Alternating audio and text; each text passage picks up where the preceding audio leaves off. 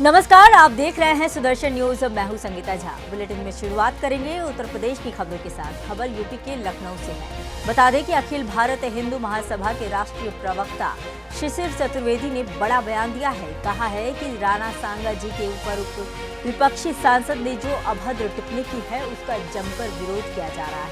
उत्तर प्रदेश में समाजवादी पार्टी के पीले ध्वस्त हो चुके हैं। उन्हें बाबर और औरंगजेब को महान बताते हैं, उनके गुणगान करते हैं। आगरा के सांसद रामजी लाल ने जो राणा सांगा जी के खिलाफ अभद्र टिप्पणी की है उसके लिए अखिल भारत हिंदू महासभा सड़कों पर उतरी है और प्रदर्शन किया गया। और आगे यह लड़ाई जारी रहेगी। जब तक सांसद माफी नहीं मांगते तब तक यह लड़ाई जारी रहेगी। और राणा सांगा के बारे में जानकारी देते हुए क्या कुछ कहा, आप भी सुनिए। मैं लालबाग क्षेत्र में मौजूद हूं और हमारे साथ इस समय राष्ट्रीय प्रवक्ता अखिल भारतीय हिंदू महासभा के श्री शिशिर चतुर्वेदी जी हैं, जो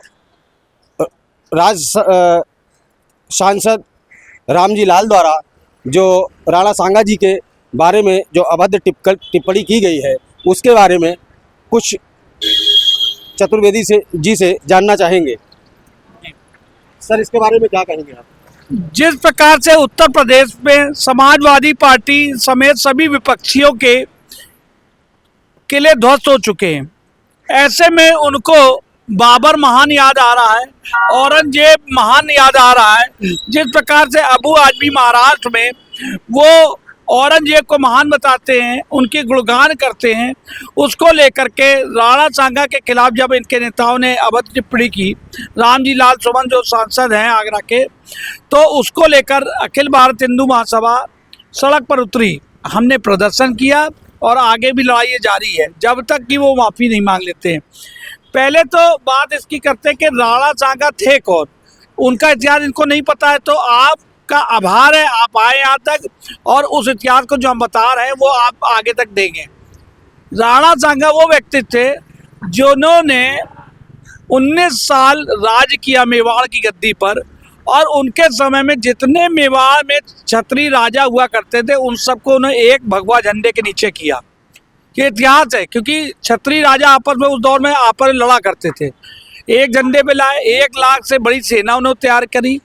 और इब्राहिम लोदी जो है उसको इन्होंने 2 बार 2 बड़े युद्ध जो हुए खतौली और बाड़ी का, वहाँ पर इब्राहिम लोदी की सेना को परास्त किया और परास्ती के दौड़ा के मारा। 100 से ज़्यादा 19 साल में उन्होंने युद्ध लड़ी है और 80 से ज़्यादा उनके घाव थे। 80 से ज़्यादा घाव होने के बाद उनका एक हाथ चला गया, एक पैर चला गया, एक हाथ चली गई। इतना बलिदान करने के लिए देश और धर्म के लिए, राष्ट्र के लिए, उस राणा सांगा पे समाजवादियों की अभद्र टिप्पणी, सोचिए क्या खौफ हुआ करता था राणा सांगा के पूर्वजों का। आपने सुना होगा पाकिस्तान का एक शहर है रावलपिंडी इनके पूर्वजों के नाम पे स्थापित हुआ। बप्पा रावल का वो खौफ हुआ करता था जो इनके पूर्वज थे। उन्होंने बप्पा रावल को 36 मुगल राजाओं ने, बादशाहों ने अपनी लड़कियां ब्याह दी डर के मारे। वो बप्पा रावल का इतिहास था। महाराणा सांगा के वो पूर्वज थे, इन्हीं के वंश से आगे निकले महाराणा प्रताप।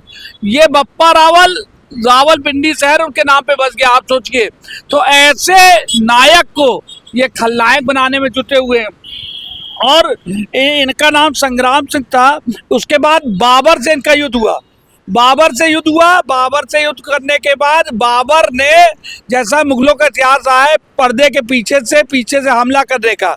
बाबर की सेना जब जीत नहीं पाई तो पीछे से इन्होंने हमला किया और हमला करने के बाद तब जाकर के महाराणा सांगा से पार पाए। उसके बाद भी नहीं, राणा सांगा का खौफ इतना था, उनके डर के मारे उनको जहर दिलवा के उनको मरवा दिया गया। ये इतिहास था माना रहेगा। और ये यहाँ क्या बता रहे हैं कि उनको राजद्रोही बता रहे समाजवादी पार्टी। तो इसको लेकर हिंदू महासभा ने प्रदर्शन किया और जब तक ये आगरा के सांसद जो माफ़ी नहीं मांग लेते हैं तब तक इनको हम लोग बर्दाश्त नहीं करेंगे। इनके खिलाफ जंग जारी रहेगी। और मुगलों का इतिहास तो आपने देखा, कभी रात में हमले, कभी चोरी से हमले। तो इन ऐसे कलंकित इतिहास को महान बताने वाले कांग्रेस और समाजवादी पार्टी के नेता, इनको कभी बाबर याद आता है, कभी औरंगजेब याद है, कभी सालार गाजी याद आता है, बहराइच में इसकी मजार है। तो ऐसे महापापियों को पूजने वाले समाजवादी और कांग्रेसियों को, विपक्ष को अब देश की जनता स्वीकार करने वाली नहीं। सर, हिंदुओं के लिए जो अखिल भारतीय हिंदू महासभा के आप राष्ट्रीय प्रवक्ता हैं, तो हिंदुओं के बारे में और अग्रसित क्या अच्छे कदम आप उठाने के प्रयास में हैं? देखिए, मैं अपने हिंदू भाइयों से कहता हूँ, आपको मुसलमानों के खिलाफ कोई बात नहीं करनी चाहिए, क्योंकि ये मुसलमान नहीं है, नकली मुसलमान है। इस देश में जो है ये मुसलमान जो इनके बाप दादाओं के साथ जो जुल्म किया गया, उस जुल्म के आधार पे ये लोगों ने इस्लाम को स्वीकार किया है। तो ये लोग दया के पात्र हैं। इनके साथ इनको जब ये सऊदीया जाते हैं तो इनको हिंदी मुसलमान कहा जाता है। तो वहाँ के मुसलमान जो असली है वो इनको मुसलमान नहीं मानते, और यहाँ हिंदू इनको मुसलमान नहीं मानते। तो ये मुसलमान इस हालात में है कि इनकी दुर्दशा है। आज आदरणीय मोदी जी वक्फ बिल पेश कर रहे हैं, आप सोचिए उसमें इन मुसलमानों की तो जाति इनके ही आकाओं ने की। आज जो वक्फ बोर्ड है, आप देखिए वक्फ बोर्ड में क्या होता था, जो बड़े क्या सैयद और पठान है, उन्होंने कब्जा करके तमाम मस्जिदों में दुकानें बनाई। उसका ना लेखा है ना जोखा है। गरीब मुसलमान बेचारों, उनको कुछ उनका हक अधिकार नहीं दिए गए। तो आज मोदी जी उसका ख्याल करके इतना बड़ा कानून ला रहे हैं, और उस पर बेचैनी है। ये बड़े बड़े मौलाना जो है गफलत पैदा कर रहे हैं, अरे नहीं तुम्हारा सब छीन लिया जाएगा उसे। और यही तो नागरिकता कानून के वक्त इन्होंने किया था कि इसकी नागरिकता छिनी, किसी मुसलमान की नहीं छिनी। लेकिन ये डरा धमका के उनको अपनी पॉकेट में सारे गरीब मुसलमानों को रखना चाहते हैं। जो रायनी समाज है, उसकी लड़की को कोई सैयद अपने घर में ब्याह नहीं लेता है, और कहते हैं सारा मुसलमान एक है। तो इन सब गफलतों को दूर करने के अखिल भारत हिंदू महासभा आवाज़ उठाती रहेगी। और अखिल भारत हिंदू महासभा का किसी धर्म से कोई लड़ाई नहीं, कोई भेद नहीं। हमारा काम हिंदू हित सर्वोपरि, क्योंकि इस देश की 80% जनता जो है हिंदू है, और उसके हकों पे कोई भी डाका नहीं मार सकता है। इस समय हमारे साथ मौजूद थे श्री चतुर्वेदी जी, प्रदेश राष्ट्रीय प्रवक्ता हैं। रामदत्त द्विवेदी, सुदर्शन न्यूज़, लखनऊ। अगली खबर यूपी के महाराजगंज से है, जहां सरसोल नरवल मोड़ के से सार रोड पर स्थित सुचौली में पांडु नदी पर शासन द्वारा लगभग 15 करोड़ की लागत से बनने वाली 4 लेन पुल का विधानसभा अध्यक्ष सतीश महाना ने वैदिक मंत्रोच्चार के साथ पूजन किया। और भूमि पूजन के बाद कार्यक्रम में आए ग्रामीणों को संबोधित करते हुए कहा कि पांडु नदी पर 4 लेन पुल बन जाने से साड़ स्थित डिफेंस कॉरिडोर के अलावा प्रयागराज से घाटमपुर, हमीरपुर आदि जिलों के लिए आवागमन सुगम हो जाएगा। उन्होंने मौजूद लोगों को आश्वस्त किया, महाराजपुर व बिठूर विधानसभा क्षेत्र का सर्वांगीण विकास कराया जाएगा। श्री महाना ने बताया कि बिठूर विधानसभा क्षेत्र के तहसील नरवल अंतर्गत विकासखंड भीतरगांव व सरसोल को जोड़कर नरवल मोड़ से साड़ सरसोल मार्ग के सचौली निकट पांडु नदी पर 2 लेन से 2 सेतु एवं सुरक्षात्मक कार्य का निर्माण राज्य योजना के प्रशासकीय एवं वित्तीय स्वीकृति 1527.59 लाख की प्रदान की गई है, क्योंकि 1966 में निर्मित पुल वर्तमान में जर्जर हो चुका है। विकासखंड भीतरगांव के अंतर्गत AH1 पर स्थित नरवल मोड़ से साड़ स्थित डिफेंस कॉरिडोर तक मार्ग के 4 लेन हेतु चौड़ीकरण का कार्य किए जाने के लिए परियोजना स्वीकृत होने से जर्जर पुल के स्थान पर 4 लेन 71.280 मीटर लंबाई के 2 लेन के 2 सेतु हेतु के निर्माण से डिफेंस कॉरिडोर सहित अन्य जिला मार्ग पर स्थित रमईपुर, सरसोल, कानपुर, प्रयागराज को जोड़ेगा। साड़ तथा सरसोल तरफ के ग्राम वासियों के आवागमन हेतु साधन सुलभ हो जाएगा, जिससे क्षेत्रीय ग्रामों का सर्वांगीण विकास होगा। प्रस्तावित हेतु के बन जाने से लगभग 50,000 की आबादी लाभान्वित होगी। उन्होंने यह भी कहा कि साड़ स्थित देश की सबसे बड़ी आयुध फैक्ट्री निर्माण कार्य का भी अपने मंत्रित्व कार्यकाल में किया था। उन्होंने जनप्रतिनिधि निर्वाचित होने के बाद सभी वर्ग के लिए होता है, जिसके क्रम में महाराजपुर क्षेत्र में विकास कार्य कराए गए। उन्होंने बिठूर और महाराजपुर विधानसभा क्षेत्र को एक दूसरे का पूरक बताया। इस अवसर पर बिठूर विधानसभा क्षेत्र के विधायक अभिजीत सिंह सांगा ने बताया कि सचौली के पास पांडु नदी का जर्जर पुल नवनिर्माण के लिए बहुप्रतीक्षित था, जिसका विधायक होने व विकास कराने की सोच के साथ भूमि पूजन कर महाराजपुर व भीतरगांव क्षेत्र के निवासियों की विकास कार्य की बड़ी आवश्यकता पूरी हुई। उन्होंने सेतु निर्माण विभाग के अधिकारियों के हवाले से बताया कि पुल निर्माण का कार्य अगले लगभग 1.5 वर्ष में पूरा हो जाएगा। इस अवसर पर सुरेंद्र अवस्थी, विनय मिश्रा, दिलीप सैनी, लल्ला सिंह, जिला पंचायत संतोष, विनय अंबुज रहे। संचालन अन्ना हजारे ने किया। नरवल सचौली पुल निर्माण कार्य के भूमि पूजन के अवसर पर संबोधित किया गया। अगली खबर यूपी के अमरोहा से है, जहां सुदर्शन न्यूज की खबर का बड़ा असर हुआ है।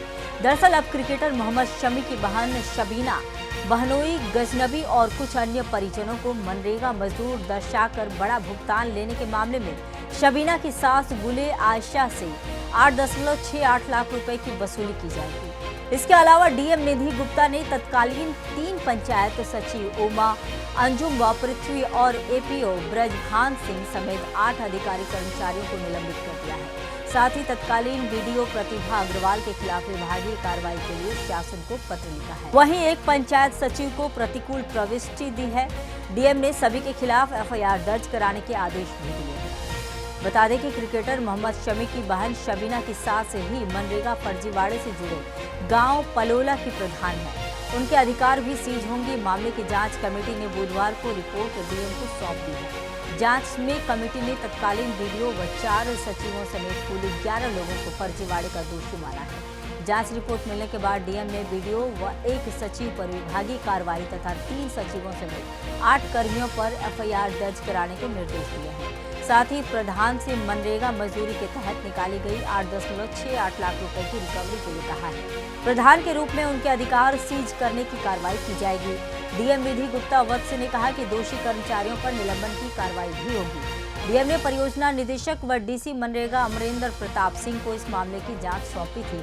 कमेटी पिछले 1 सप्ताह से मनरेगा में फर्जीवाड़े के हर पहलू को ध्यान में रखकर जांच कर रही थी। जांच में प्रधान के परिवार के 8 लोगों समेत कुल 18 लोगों द्वारा बिना मजदूरी किए 8.68 लाख रुपए की रकम निकालने की बात सामने आई है। इसमें ब्लॉक के कर्मचारी भी दोषी पाए गए हैं। जांच कमेटी ने एक तत्कालीन बीडीओ प्रतिभा अग्रवाल को भी दोषी माना है। इसके अलावा पंचायत सचिव उमा अंजुम व पृथ्वी, एपीओ ब्रजभान सिंह, तत्कालीन रोजगार सेवक झम्मन लाल, कंप्यूटर ऑपरेटर शराफत अली, तकनीकी सहायक अजय निमेश व लेखाकार विजेंद्र सिंह को दोषी पाया गया है। ग्राम पलोला में नरेगा में फर्जी भुगतान का मामला संज्ञान में आया था, जिसपे तत्काल एक प्रारंभिक जांच के निर्देश दिए गए थे, जिसमें शिकायत को सही पाया गया। और फिर जब डिटेल में इसकी जांच हुई, सभी ऑनलाइन रिकॉर्ड्स और कंप्यूटर्स डॉक्यूमेंट्स जो है चेक करे गए, तब डिटेल में जब पता चला कि प्रधान जब 21 में बने थे, तब से लेकर के अब तक के उनके द्वारा 8.7 लाख का जो है मस्टर रोल जारी करते हुए गलत जो है पेमेंट कराया गया। जब ये जानकारी संज्ञान में आई तो उस कार्यकाल में जितने भी सचिव थे और जितने रोजगार सेवक थे और जितने भी ऑफिशियल स्टाफ था जो कि नरेगा में इन्वॉल्व रहता है, कंप्यूटर ऑपरेटर्स, डीएम वगैरह, उन सब के खिलाफ जो है कार्रवाई करने के आदेश दिए गए हैं, जिसमें सबसे पहले उन लोगों को निलंबित करते हुए एफआईआर दर्ज कराने के आदेश दिए गए हैं और फिर उनकी विभागीय कार्रवाई भी करी जाएगी। जो ग्राम प्रधान है, क्योंकि उनकी संलिप्तता दिखती है, तो उनको जो है सबसे पहले रिकवरी नोटिस जारी करा है, उनके सभी खाते सील हुए हैं और उसके बाद जो स्टेट का पंचायती राज एक्ट है उसमें कार्रवाई करेंगे।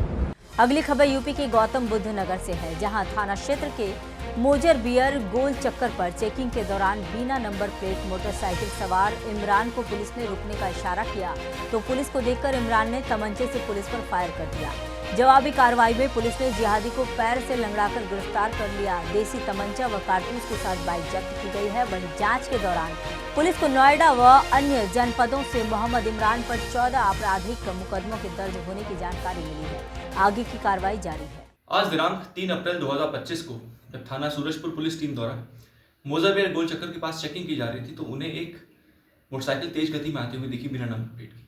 जब पुलिसकर्मियों ने उसको रोकने का प्रयास किया तो मोटरसाइकिल कर्मी रुका नहीं, परंतु मोटरसाइकिल लिटाकर रेलवे पटरी की तरफ भागने लगा।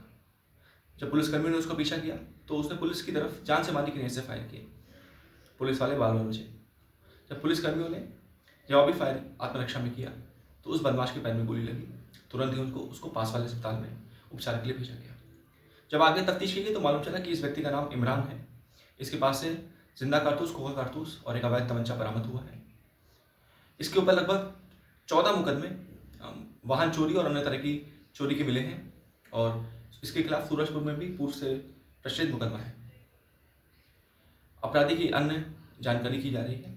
अन्य विधिक कार्रवाई प्रस्तुत है। यूपी के प्रयागराज की खबर है। आपको बता दें कि प्रयागराज में 3 अप्रैल को श्रृंगवेरपुर धाम में निषाद राज गुहा की जयंती के अवसर पर होने वाले कार्यक्रम में मुख्यमंत्री योगी आदित्यनाथ को शामिल होना है। ऐसे में आयोजन को लेकर तैयारियां लगभग पूरी की जा चुकी है। बुधवार को सीएम के कार्यक्रम को लेकर करछना विधायक पीयूष रंजन, निषाद झूसी विधायक दीपक पटेल और फाफा मऊ विधायक गुरु प्रसाद मौर्य ने प्रेस वार्ता करके जानकारी दी।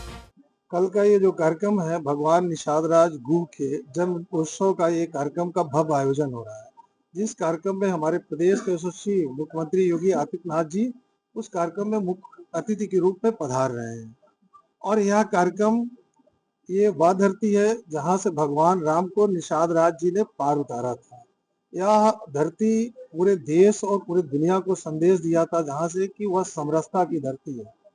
और उस जन्मोत्सव के पर्व के अवसर पे हमारे प्रदेश के यशस्वी मुख्यमंत्री जी पधार रहे हैं। सबसे पहले वो इस कार्यक्रम में आएंगे और वहाँ पे जो एक भव्य और दिव्य भगवान राम से गले लगते हुए प्रतिमा का स्थापना किया गया है, उस पे वो माल्यार्पण करेंगे। और माल्यार्पण करने के बाद वहाँ पे एक विशाल जन सभा का भी आयोजन हो रहा है। और उस जनसभा से हमारे प्रदेश के यशस्वी मुख्यमंत्री जी पूरे प्रदेश के लिए लगातार कर ही रहे हैं। और कल का दिन हमारे निषाद समाज के लिए विशेष है। और अभी हम सब लोगों ने माननीय मुख्यमंत्री जी से मिल के आए 2 दिन पहले, और हम लोगों ने अनुरोध भी किया है और हमें पूर्ण रूप से विश्वास है कि कल श्रृंगवेरपुर की धरती से बड़ी कुछ सौगात हम सबको निश्चित प्रयागवासियों को मिलेगी। और हम सब लोग कल मंच से भी उनसे निवेदन करेंगे और विश्वास है जब भी महाराज जी से हम लोगों ने कुछ निवेदन किया तो सदैव उन्होंने विकास के लिए और दबे कुचले समाज को बढ़ाने के लिए सदैव उनका दोनों हाथ से उन्होंने कार्य करने का काम किया है। अच्छा, ये कार्यक्रम किसकी ओर जोड़ा बीजेपी के सहयोगी पार्टी निषाद पार्टी की ओर से सचिव की राष्ट्रीय अध्यक्ष करेगी उनका कार्यक्रम? यह कार्यक्रम भगवान राम और निषाद राज जी का, यह कार्यक्रम न किसी पार्टी का है और न किसी व्यक्ति का है। यह कार्यक्रम का भव्य आयोजन जो बाबू कल्याण सिंह जी के समय से जो श्रृंगवेरपुर में रामायण मेला समिति के द्वारा आयोजन होता था, उस समिति के द्वारा इस कार्यक्रम का आयोजन हो रहा है। और इस कार्यक्रम में हमारी सरकार उस कार्यक्रम को भव्य और दिव्य बनाने में अपना पूरा सहयोग कर रही है। अगली खबर यूपी के मथुरा से। मथुरा जंक्शन पर नांदेड़ से अमृतसर जा रही सचखंड एक्सप्रेस के जनरल कोच में सीट और सिगरेट को लेकर 2 यात्रियों के बीच विवाद हो गया।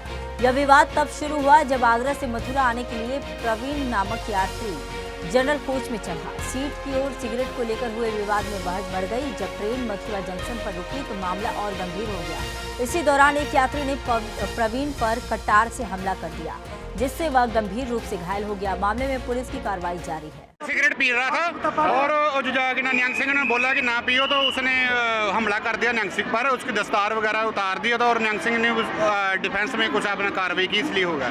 तो कितने लोग घायल हो गए उसमें? कुछ नहीं कह सकते, घायल तो नहीं हुआ सर, ऐसे वैसे इशू बना रहे हैं। तो कितनी देर से गाड़ी खड़ी है? ये कम से कम घंटा चला है सर। बॉस हैं और फार्मा कंपनी में मैनेजर है। मैं यहाँ as a MR medical officer में काम करता हूँ। एक्चुअल हुआ क्या था, ये अभी मेरे को फ़ोन आया था स्टेशन पर, इनके साथ कोई सीट को लेकर विवाद हुआ था गाड़ी में।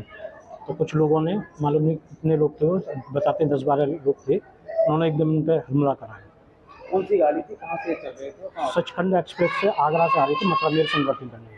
क्या काम करते हैं? फार्मा में मैनेजर। सीट को लेकर विवाद हुआ? हाँ, सीट को लेकर विवाद हुआ। अभी भी ये सुनने में आ रहा है कि विवाद को लेकर काफ़ी हंगामा हुआ है, ट्रेन भी रुकी गई है और स्टेशन पर भी उन लोगों ने कुछ हंगामा किया है। इसकी जानकारी अभी मेरे को नहीं है, मैं अभी 15 मिनट पहले आया। अगर पुलिस की बात करें तो क्या है? अभी डॉक्टर्स बोल रहे हैं कि काफ़ी सुधार है, ऑपरेशन हुआ है उनका, हाथ पे कट लगाया, उनका तलवार लगी है और नस कर दी है, तो ऑपरेशन। तलवार वही जो थे वहाँ आदमी लोग जिन्होंने, तो 10 से 12 लोग बताए जा रहे हैं। अगली खबर यूपी के मऊ से है। मऊ में उच्च प्राथमिक विद्यालय चाखोर क्षेत्र में स्कूल चलो अभियान कार्यक्रम अंतर्गत वार्षिक उत्सव, प्रवेश उत्सव व अभिभावक संगोष्ठी का कार्यक्रम किया गया। कार्यक्रम में मुख्य अतिथि खंड शिक्षक अधिकारी मऊ कृष्णदत्त पांडे जी रहे और उनके साथ विशिष्ट अतिथि के रूप में उत्तर प्रदेश प्राथमिक शिक्षक संघ के जिला अध्यक्ष व वरिष्ठ जिला उपाध्यक्ष और साथ में जिला कोषाध्यक्ष मौजूद रहे। शासन की योजना के अनुरूप अध्यापकों ने प्रत्येक विद्यालय में इस वर्ष वार्षिकोत्सव मनाया, शारदा संगोष्ठी मनाई और प्रवेशोत्सव इस समय मनाया जा रहा है। इसके पहले भी आपने देखा होगा कि जब जो हमारा अधिकारी है जिले स्तर का, जब भ्रष्ट होता है, जब उसको विद्यालयों के शैक्षणिक स्तर से कोई मतलब नहीं होता है, तब कोई कार्यक्रम नहीं होते हैं। ये इस साल है कि प्रत्येक विद्यालय में कार्यक्रम मनाए जा रहे हैं। इसके पहले हमारे जनपद में न बीएसए से कोई मतलब था और उन्होंने ऐसे कार्यक्रमों को कभी न तरजीह दी, न वो किसी कार्यक्रम में गए, न उन्होंने अध्यापकों को प्रोत्साहित किया। लेकिन वर्तमान हमारे जो जिले विकासाधिकारी महोदय हैं वो प्रत्येक विद्यालय में जा कर अध्यापकों को, अभिभावकों को प्रोत्साहित कर रहे हैं और इसीलिए हमारा जनपद इस बार जो है छात्र नामांकन में, उपस्थिति में, अपार आईडी में प्रदेश में प्रथम स्थान पा रहा है। तो अध्यापक पूरे मनोयोग से बीएसए साहब और हमारे माननीय मुख्यमंत्री जी के दिशा निर्देश पर काम करते हुए इस जनपद को उत्कृष्ट श्रेणी में ले जाने का प्रयास कर रहे हैं और बच्चों को अधिक से अधिक नामांकन कराने का, उनको शैक्षिक स्तर सुधारने का प्रयास होगा। बात करेंगे यूपी के रायबरेली की। रायबरेली में ई रिक्शा को लेकर रायबरेली में चेकिंग अभियान चलाया गया, जहां सैकड़ों की संख्या में ई रिक्शा को ट्रैफिक पुलिस ने पकड़ लिया और निर्धारित रूट पर सड़कों पर फर्राटा भरते ई रिक्शा नहीं पाए गए। गलत रूटों पर फर्राटा भर रहे ई रिक्शा चालकों पर कार्रवाई की गई। वहीं पीएसआई व उनकी टीम वृहद स्तर पर चेकिंग अभियान चला रही है। बता दें कि अप्रैल से ट्रैफिक पुलिस ने नए नियम बनाए थे। अगली खबर यूपी के संभल से है, जहां संभल हिंसा केस में जामा मस्जिद के सदर जफर अली एडवोकेट की जमानत अर्जी पर सुनवाई नहीं हुई। वहीं कोर्ट में केस डायरी न आने पर वजह की सुनाई नहीं गई। संभल हिंसा केस में जेल में बंद जामा मस्जिद के सदर जफर अली एडवोकेट की मुश्किलें फिलहाल खत्म होते नजर नहीं आ रही है। वहीं अब 4 अप्रैल को जमानत पर सुनवाई होगी। फिलहाल सदर को जेल में ही रहना होगा। आज जो है थाने से जो है रिकॉर्ड नहीं आया और जिस पर हमने जो है 2 दिन का समय माननीय न्यायालय से मांगा था। माननीय न्यायालय द्वारा हमारी बात को सुना गया और न्यायालय ने 2 दिन का समय देते हुए 4 तारीख निश्चित कर दी है, 4 अप्रैल, और उस दिन रिकॉर्ड आएगा तो हम माननीय न्यायालय के समक्ष सुनवाई करेंगे। एक और जानकारी चाहेंगे, संभल हिंसा केस में कुल 82 गिरफ्तारी हैं, अब तक कोई जमानत हुई है क्या?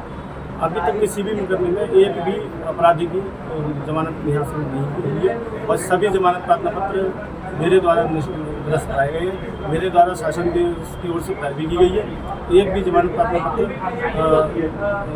अलाउ नहीं हुआ। इस केस में तो वही 335 नंबर है, इसमें संभल सांसद भी आरोपी हैं नामजद, इकबाल महमूद के पुत्र भी नामजद हैं। देखिए, चूँकि अभी हमारे सामने रिकॉर्ड नहीं है और एफआईआर के मुताबिक वो नामित है। इसमें जो सबसे पहले गिरफ्तारी हुई है वो जामा मस्जिद के सदर हैं जफर अली, उनकी गिरफ्तारी हुई है। चूँकि उन पर जो आरोप है वो गंभीर आरोप है। ये मामला जो था 24 नवंबर 2024 का था। इससे पूर्व माननीय न्यायालय सीनियर डिवीजन द्वारा 6 सदस्यों की एक समिति गठित की थी, जिसमें सर्वे के आदेश, जामा मस्जिद और हरियर मंदिर के विवाद को लेकर के सर्वे के आदेश किए गए थे और जिसको बड़ा गोपनीय रखा गया था।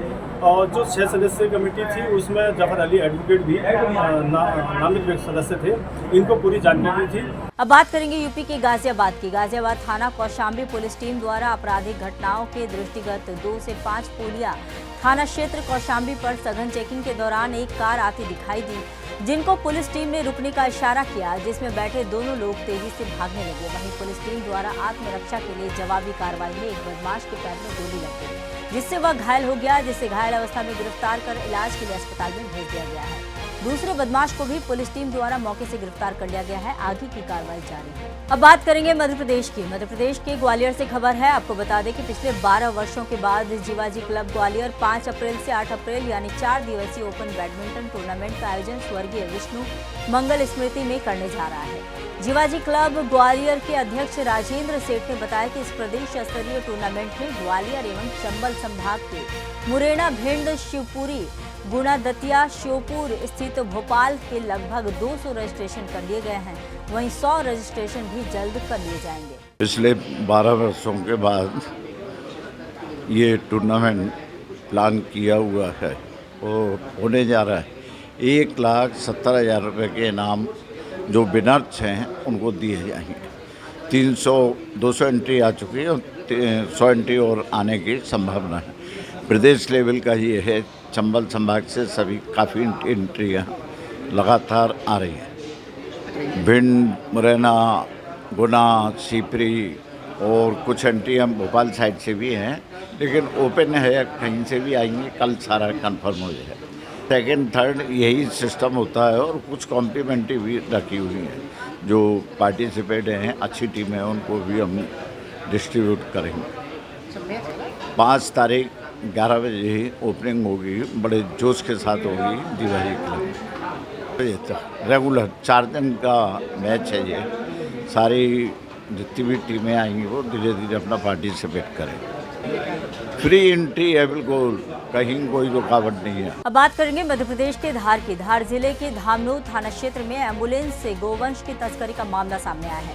वहीं धामनोद पुलिस ने कार्रवाई करते हुए एम्बुलेंस को जब्त कर आरोपियों की तलाश शुरू कर दी है। दरअसल एम्बुलेंस के माध्यम से गौवंश की तस्करी जब की जा रही थी, उसी वक्त अचानक एम्बुलेंस का टायर फटा और वो अनियंत्रित होकर मुंबई आगरा राष्ट्रीय राजमार्ग पर पलाश मालग्राम के समीप पुलिया से टकरा गया और इस हादसे के बाद एम्बुलेंस का चालक मौके से फरार हो गया। हादसे के बाद स्थानीय लोग मौके पर पहुंचे और उन्होंने एम्बुलेंस को खोलकर देखा तो उसमें क्रूरतापूर्वक 9 गौवंश भरे हुए थे, जिसमें से 2 गौवंश मृत अवस्था में थे, जिसकी सूचना लोगों ने पुलिस को दी। जिसके बाद पुलिस मौके पर पहुंची और पशु चिकित्सक को मौके पर बुलाकर 7 गंभीर घायल गौवंशों का उपचार कराया। वहीं 2 मृत गौवंशों का विधिवत अंतिम संस्कार कराकर पूरे मामले में थाना प्रभारी संतोष दूधी ने बताया कि उक्त मामले में अज्ञात आरोपियों के खिलाफ पशु क्रूरता अधिनियम के तहत मामला दर्ज कर आरोपी की तलाश शुरू कर दी गई है। आज करीब 11 बजे हमें सूचना मिली कि पलासमाल बाईपास रोड पर गणेश हाट पर एक एम्बुलेंस गाड़ी का टायर फटने से गाड़ी पलटी है और जिसमें कुछ मवेशी भरे हुए निकले हैं। सूचना पर तत्काल पुलिस मौके पर पहुंची, देखा कि उसमें करीब 9 बैल भरे हुए थे, जिसमें से 2 बैल गाड़ी पलटने के कारण मौके पर स्पॉट पर खत्म हुए। बाकी घायलों को ग्रामीणों की मदद से निकाला और वेटरनरी डॉक्टर ब्रजेश मोसाली जी को बुलवाकर उनका उपचार करवाया गया और मृत बैलों का पोस्टमार्टम कराया गया।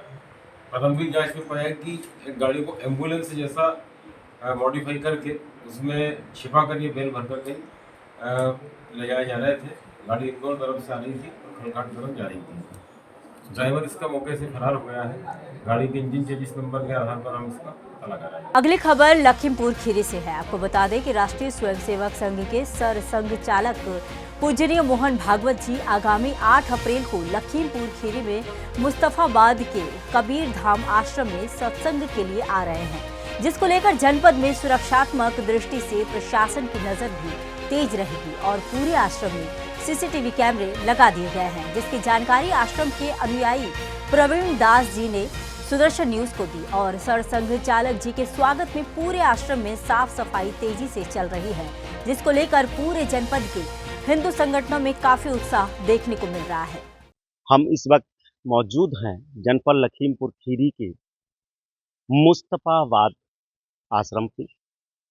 ये तहसील गोला गोकर्णनाथ के अंतर्गत पड़ती है, जो अपनी छोटी काशी भी कही जाती है। ये मुस्तफाबाद आश्रम जो है कबीर धाम है। यहाँ पर सभी संत यहाँ पर निवास करते हैं। जिसमें हमने उनको आमंत्रित किया था, तो वो इसीलिए कार्यक्रम में शामिल हो रहे हैं। 8 अप्रैल को आ रहे हैं। आज जैसा कि आज कितनी डेट हो गई? आज है 1 तारीख। 1 तारीख 1 अप्रैल है आज। तो आज से 8 अप्रैल के बीच में उनके बीच की कौन कौन सी तैयारियां हो रही हैं, क्या क्या हो चुकी हैं, क्या क्या सुरक्षा की दृष्टि से अगर देखा जाए तो क्या रहेगा और किधर से आएंगे, क्या पोजीशन है, क्या बताना चाहेंगे? सुरक्षा के दृष्टि को रखते हुए हमने आश्रमों में अपने कैमरे भी लगा दिए हैं और अन्य व्यवस्थाएं भी कर रहे हैं। साफ सफाई, सत्संग पंडाल ये जो लग रहा है इसमें सत्संग पंडाल होगा, उनके लिए बृहद स्तर से यहाँ तैयारी हम लोग कर रहे हैं। उनके अनुकूल, उनके विचारों के अनुसार ही यहाँ व्यवस्था की जा रही है। सुदर्शन न्यूज़ को आमंत्रित किया गया यहाँ पर है कि आइए डॉक्टर साहब के बारे में थोड़ा सा दिखाइए और सभी के दिलो दिमाग पर उतरे हमारे डॉक्टर साहब के विचार। लखीमपुर खीरी से आदित्य मिश्रा के साथ सुदर्शन न्यूज़ के लिए राजेश वर्मा की रिपोर्ट। फिलहाल के लिए इस बुलेटिन में इतना ही। देश दुनिया की तमाम खबरों के लिए देखते रहिए सुदर्शन न्यूज़। जय हिंद।